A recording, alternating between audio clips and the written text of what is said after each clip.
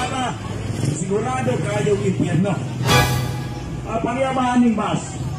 Kung masakay ka ang bus, gusto ka mo at Cagayan, di masakay ka bus na sa Indog o Cagayan.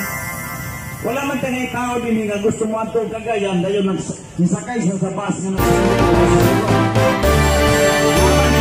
Gusto ka mo at Cagayan, tapos ang pagampo sa pipila ka minuto na nagkuyog ka din na amoy pagtulunan na nakuha gikan sa pulong sa Ginoo. Na aming mga basaw di ang libre, dawata na, iyawat na lang makatabang na ninyo sa paghatag pa og duga nga info may tungod sa kamatuoran ni Gala. Mayong hapon sa tanan.